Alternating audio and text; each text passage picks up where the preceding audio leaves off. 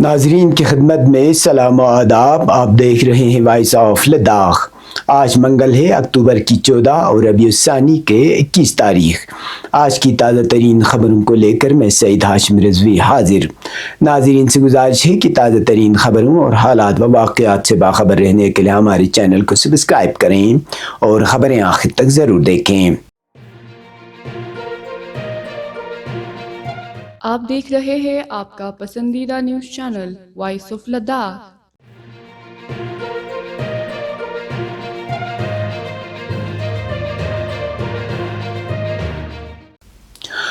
Kargil democratic alliance के रहनुमाओं का एक आला सतही वफद आज लेह पहुंचा, जहां उन्होंने एपेक्स बॉडी लेह के अहदेदारान के साथ लद्दाख के सियासी व आईनी मुतालिबात के सिलसिले में एक अहम मीटिंग की।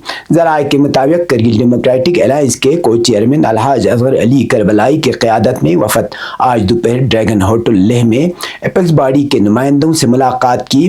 वफद में मेंबर पार्लियामेंट लद्दाख हाजी मोहम्मद हनीफा जान भी मौजूद है। इस मुलाकात में लद्दाख के हालिया सूरत हाल, अवामी मुतालिबात और मरकज़ के साथ मुमकिन मुज़ाकरा तफसीली तबादले ख्याल हुआ। मुलाकात के बाद दोनों तंजीमों के रहनुमाओं ने मुश्तरका प्रेस कॉन्फ्रेंस से खिताब करते हुए मीडिया को बताया कि बातचीत का मकसद लद्दाख के अवाम के देरीना मुतालिबात के हवाले से आइंदा का लाहे अमल तय करना था, और अगर मरकजी वजारत दाखिला की जानिब से मुस्बत इशारे मिलते तो मुज़ाकरात की बहाली पर गौर किया जाएगा। रहनुमाओं ने कहा कि करगिल डेमोक्रेटिक अलायंस और एपेक्स बॉडी लेह गुज़श्ता 5 बरसों से लद्दाख के आईनी और सियासी हुकूक के लिए मुश्तरका जद्दोजहद कर रही हैं। इनके बुनियादी मुतालिबात में लद्दाख की रियासती हैसियत की बहाली, छठे शेड्यूल के तहत आईनी तहफ़्फ़ुज़, अलहदा पब्लिक सर्विस कमीशन और 2 पार्लिमानी नशस्तों का मुतालिबा शामिल है। ताहम 24 सितंबर को लेह में पेश आए अफसोसनाक वाक़े के बाद दोनों तंजीमों ने मरकजी हुकूमत से बातचीत मुअत्तल कर दी थी। केडीए और एपेक्स बॉडी के रहनुमाओं ने कहा कि लद्दाख के आईनी हुकूक के लिए पुरअमन और जमहूरी जद्दोजहद पर यकीन रखते हैं, और मुज़ाकरात इसी वक्त मुमकिन होंगे जब मरकज की जानिब से यकीन दहानियां फराहम की जाए। केडीए और एपेक्स ने वाज़ेह किया कि मुतालिबात पूरा न होने की सूरत में पुरअमन एहतजाज जारी रखा जाएगा और किसी भी किस्म की हरासगी या धमकी से लद्दाख के लोग पीछे नहीं हटेंगे।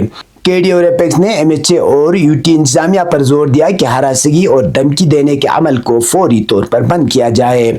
इसके साथ एपेक्स और केडीए की कोर कमेटी ने ऐलान किया कि बहुत जल्द लद्दाख में 2 घंटे का पीसफुल साइलेंट मार्च होगा, जिसमें शुरका बाजू पर काले पट्टियां बांधकर अपने मुतालिबात वाज़ेह करेंगे, और इसी शाम 6 बजे से 9 बजे तक लद्दाख भर में बत्ती गुल होगा।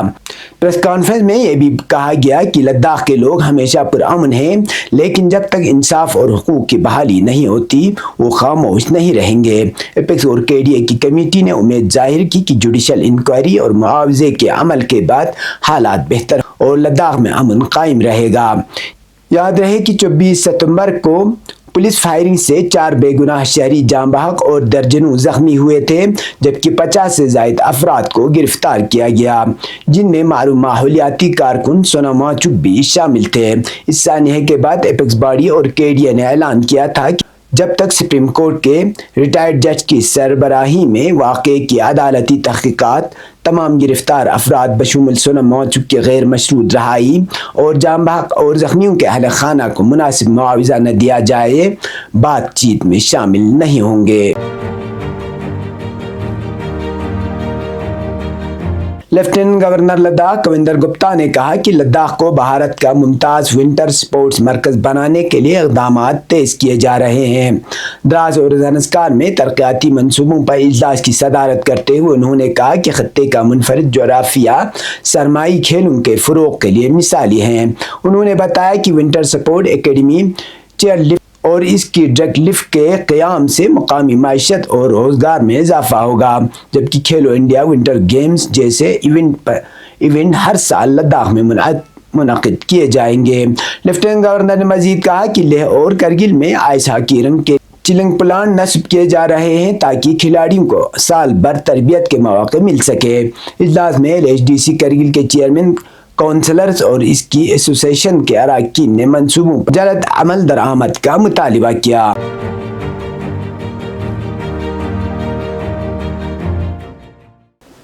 سپریم کورٹ نے سونا مانچوک کی اہلیہ گیتانجلی جیامو کی جانب سے دائر درخواست کی سماعت 15 اکتوبر تک ملتوی کر دی۔ درخواست میں وانچوک کی قومی سلامتی ایکٹ NSA کے تحت حراست کو چیلنج کیا گیا اور فوری رہائی کا مطالبہ کیا گیا تھا۔ جسٹس اروند کمار اور NV انجاریہ کی بینچ نے وقت کی کمی کے باعث سماعت کو 15 اکتوبر تک ملتوی کیا۔ یاد رہے کہ 6 اکتوبر کو سپریم کورٹ نے مرکز اور لداخ کی یونین ٹیریٹری انتظامیہ کو نوٹس جاری کیے تھے، تاہم درخواست پر فوری حکم دینے سے انکار کر دیا گیا تھا اور سماعت 14 اکتوبر کے لیے مقرر کی گئی تھی۔ سونا مانچوک کو 26 ستمبر کو NSA کے تحت حراست میں لیا گیا۔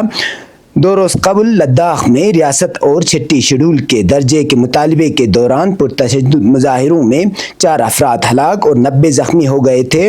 حکومت نے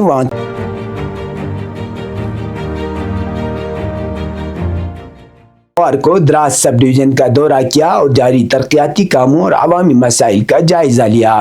دورے کے دوران انہوں نے بیرس گوشن اور رمبیر پورہ میں عوام سے ملاقات کی اور جل جیون مشن، سڑکوں کی بلیک ٹاپنگ، لفٹ اریگیشن، پل اور پانی کی فراہمی جیسے اہم مطالبات سنے۔ محمد حنیفہ جان نے فوری نوعیت کے مسائل کے حل کے لیے اقدامات کرنے اور طویل مدتی منصوبے بھی شروع کرنے کی یقین دہانی کر انہوں نے submersible pump, water tank, middle school کی اپ گریڈیشن، سب ڈسٹرکٹ اسپتال کے لیے علیحدہ بجلی لائن اور طبی سہولیات کی فراہمی پر زور دیا اور افسران کو فوری عمل درآمد کی ہے۔ نپن لداخ مشن کو آگے بڑھانے میں سنگ میل ثابت ہوا۔ اب پیش ہے قومی اور بین الاقوامی خبر۔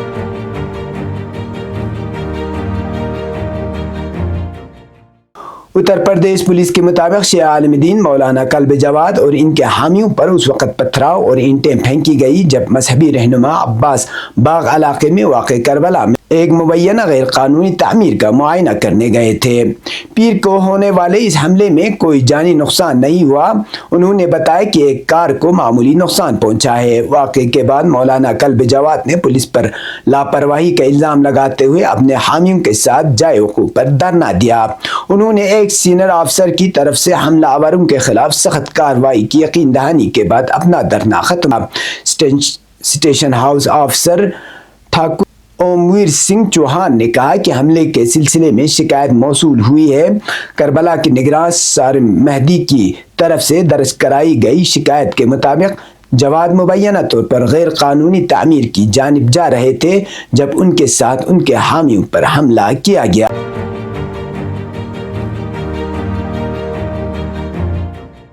اسلامی استقامتی تحریک حماس کے ایک سینئر رہنما عزت الرشق نے کہا کہ غزہ میں فلسطینی عوام اور استقامتی محاذ کی ثابت قدمی نے غاصب اسرائیلی حکومت کے وزیر اعظم نتنیاہو کو گھٹنے ٹیکنے پر مجبور کر دیا۔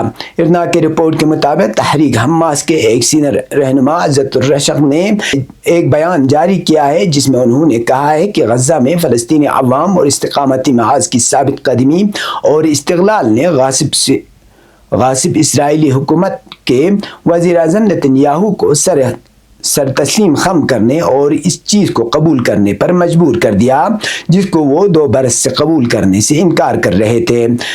عزت الرشق نے کہا کہ غزہ نے غاصب صہیونی حکومت کو گوشہ نشین کر دیا ہے اور اس کی وحشیانہ ماہیت عیاں کر کے ایک قابل نفرت حکومت میں تبدیل کر دیا ہے۔ حماس کے سینئر رہنما عزت الرشق نے مزید کہا کہ غزہ نے علاقائی اور بین الاقوامی امن و سلامتی کے لیے غاصب صہیونی حکومت کے منصوبوں کے خطرات کو آشکار اور عالمی رائے عامہ کو اس کے خلاف متحد کیا ہے۔ یہ تھے اب تک کی خبریں۔ اس کے ساتھ مجھے اور میرے ساتھیوں کو دیجیے اجازت۔ اللہ حافظ۔